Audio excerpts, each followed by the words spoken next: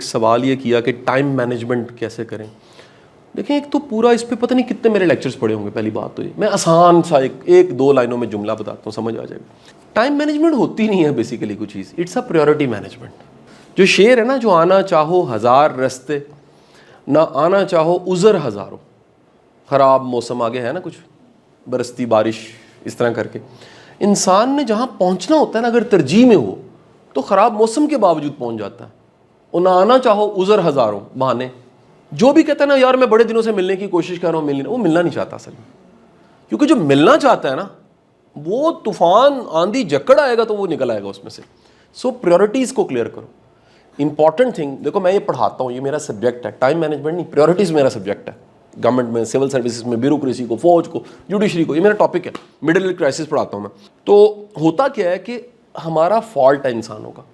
ہماری پریورٹیز جب چینج ہوتی ہیں نا لائف کی, ایک سی نہیں رہ سکتی, تو ہمیں پتہ نہیں لگتا یہ چینج ہو چکی ہیں اور ہم پرانے والی کو لے کے چل رہے ہوتے ہیں. اس کی مثال لے لو. زندگی میں نا جیسے جہاز کے شروع میں چاروں انجن آن ہوتے ہیں تو اس نے اڑنا ہوتا ہے, لیکن جب وہ بیلٹ کے سائن ہٹتے ہیں, اگر تب چاروں انجن آن ہو جائے نا تو وہ خلا میں چلا جائے گا, مر جائیں گے سارے. اس ٹائم پہ کمال ہوتا ہے کہ اس کو اس مومنٹم کی وجہ سے اور ایئر ڈینسٹی کم ہونے کی وجہ سے بڑے تھوڑے سے زور کے ساتھ وہ چلاتے ہیں. تو جیسے گاڑی چل رہی ہے تو ہلکی سی ریس بھی اس کو تیز کر دے گی, کیونکہ پہلے چل رہی تھی. وہ موٹر سائیکل چل رہی ہے, اپنے ہلکا سا یوں کیا تو وہ آگے جائے گی, کیونکہ پہلے ایک مومنٹم بنا ہوا ہے.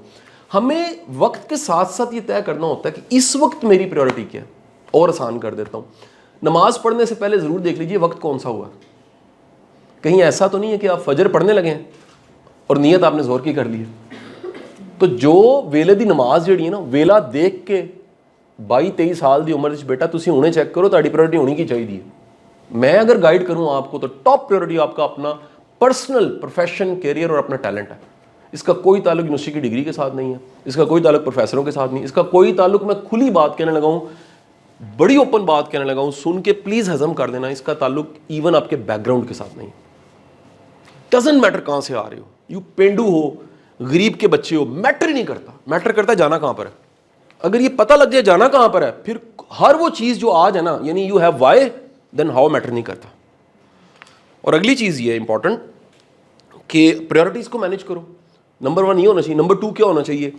نمبر 2 ایک بیلنس ہونا چاہیے. ابھی وہ رسپانسبلٹیز نہیں ہیں جو ماں کے سر پہ ہوتی ہیں, جو بڑوں کے سر پہ ہوتی ہیں, جو کمانے کی ہوتی ہیں.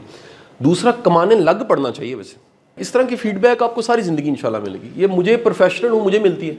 میں وجہ بتا رہا ہوں, لائف میں ایکچوئل بیلنس پاسبل ہی نہیں ہے. اگر کچھ کر کے دکھانا ہے تو پھر تو وہ تھوڑا سا بیلنس آؤٹ کرنا پڑے گا نا. لیکن obsessed نہیں ہونا ہم نے.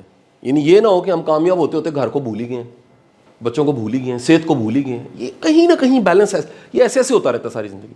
تو یہ اماں کہتی ہے کوئی مسئلہ نہیں, کچھ دن ایسا رکھو اماں کے ساتھ ٹائم زیادہ گزار لو. کیا سمجھے, کوئی ایسی ایکٹیویٹی رکھو جس میں اماں زیادہ انوالو ہو جائے.